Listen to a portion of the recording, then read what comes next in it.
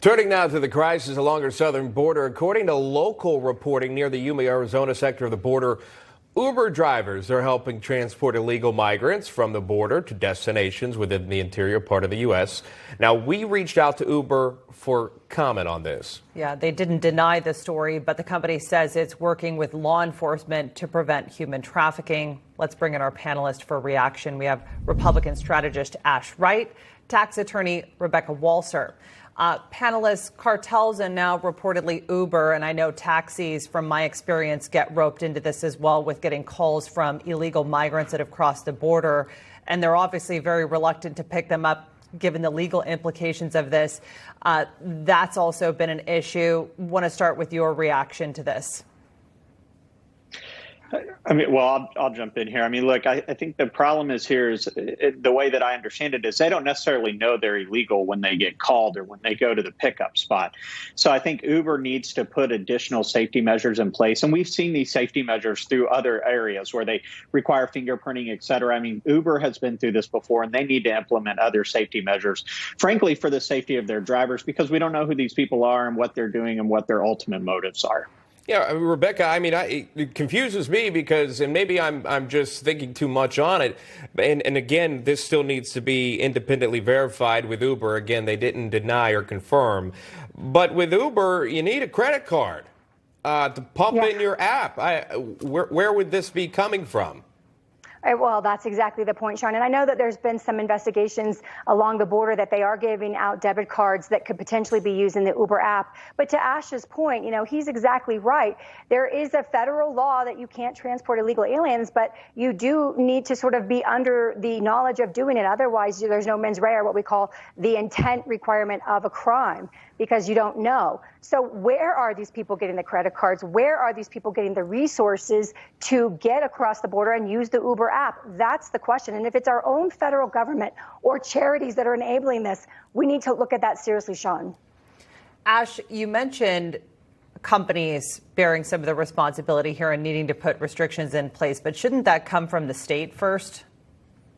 Well, the state and the federal government, I agree, should have laws that regulate this, and they need to address it. But ultimately, what the point I was trying to make was that the company has a responsibility to the driver, too, so that if Uber knows, for example, that this is a problem in Arizona, then they should be requiring charities and the federal government to prove, or for drivers to prove who they are and that they are legal citizens. You can easily require them to upload a picture of a driver's license or a passport, something that an illegal alien wouldn't have. When I get in an Uber, I have to provide a picture randomly if I'm wearing a mask or not. So why would this be any different? There are ways to work around this.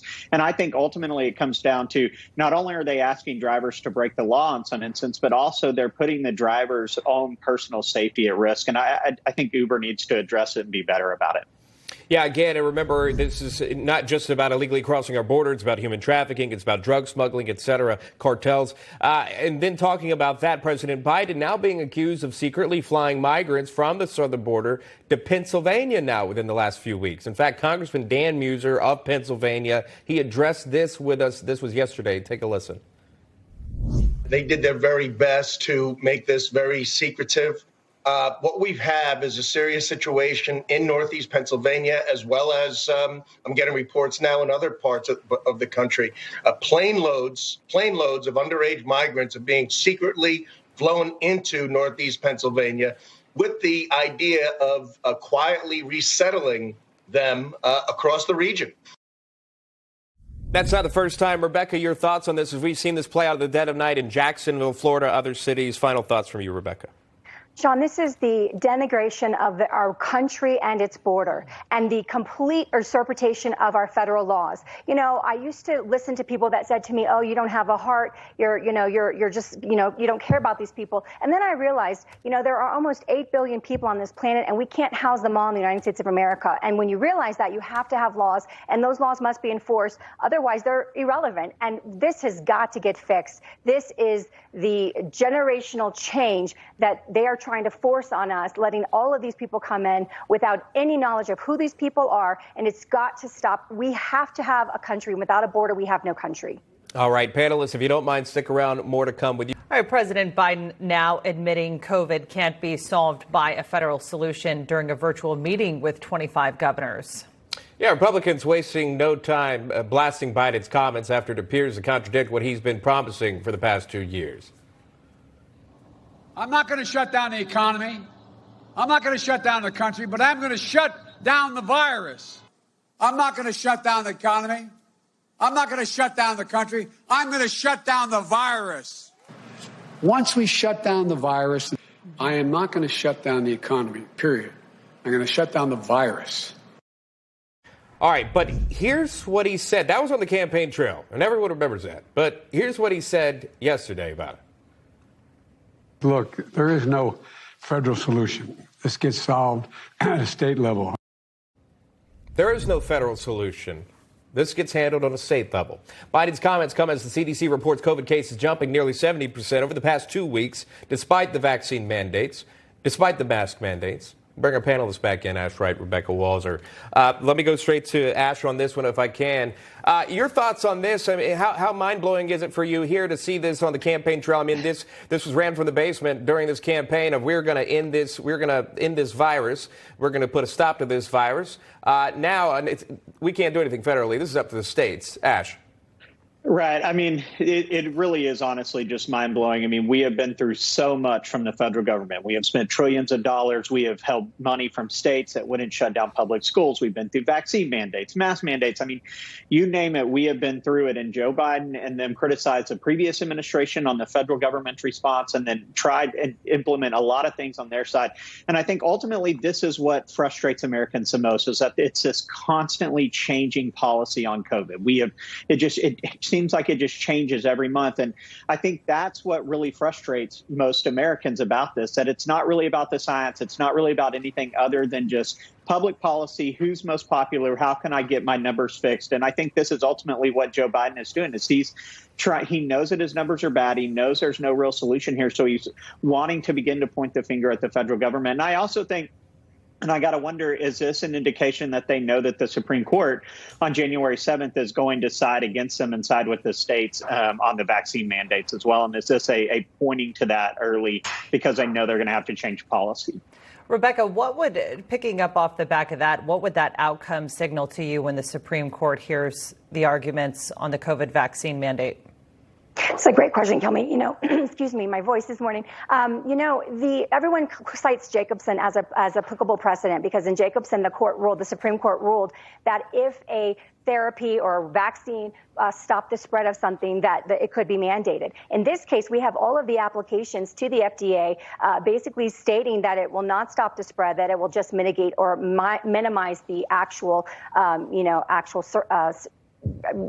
impact on your body, symptoms. So basically, I don't think Jacobson applies here because this is something, and you have to understand, Fauci talked this weekend about the airline mandates potentially coming domestically. That's a huge problem because you're starting to work into the Bill of Rights now where people have an absolute right to travel unencumbered as a U.S. citizen throughout the country. And the other problem you have is you have a federal judge that said 2-3 weeks ago that basically the Comirnaty that is FDA approved is not synonymous with the EUA Pfizer vaccine. So therefore, you have everything right now on the market that is still under EUA. And bear with me for just a second. This is a very legal, technical, nuanced point. But I want people to understand EUA cannot be mandated because it requires, under the law, informed consent. So Pfizer went ahead and went through the approval process for Comirnaty, which is FDA approved, but it is not on the market. Only the EUA product, which a federal judge has now said is legally distinctive and is not synonymous. So all we have is EUA on the market.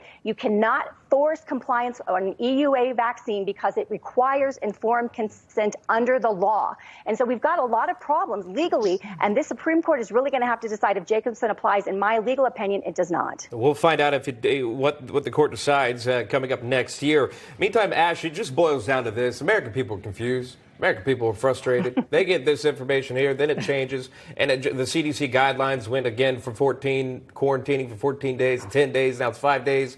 And then you have this President Biden saying about a report that the White House allegedly rejected COVID tests for the holidays. Here's that soundbite. Biden why did your administration reject the holiday testing surge in October? Does the buck stop with you there, rejecting the surge? We didn't reject it. We didn't reject it. Now they want to send out 500 million tests that will start next year in January. You would have to go online to a site, as we're told, and apply for it or submit for it. But however, if you remember, Ash, White House Press Secretary Jen Psaki kind of balked at the idea, or scoffed at the idea, if you will, of sending out tests to everyone. So we don't know if this is confirmed, if the White House has been mulling this over or not. But bottom line is, now they are sending this out, and Biden said they never turned it down. Everyone's confused here, Ash. Right. And yeah, to my earlier point, I mean, that's the problem, is everything is different. It constantly changes. I mean, there from day to day, hour to hour, minute to minute, the White House seems to have no idea what they're actually doing on COVID. And I think part of also what is another frustration is all of the confusion seems to be on testing and these nuances inside the virus. We don't really spend a lot of time talking about what will actually cure the virus. We spend time saying, do you have it or do you not have it, but not, hey, what can we do to prevent you from having it? And I think that's what Americans are frustrated over. If we're going to talk about COVID, let's talk about an actual solution, not just determining whether people have it or don't have it. And it's very frustrating to the American people. Many want the metric changed to hospitalizations and deaths, and not the cases anymore. Obviously, the more you test, the more cases you're going to get. Ash Wright, Rebecca Walser, thank you so much. Appreciate your time. Thank you.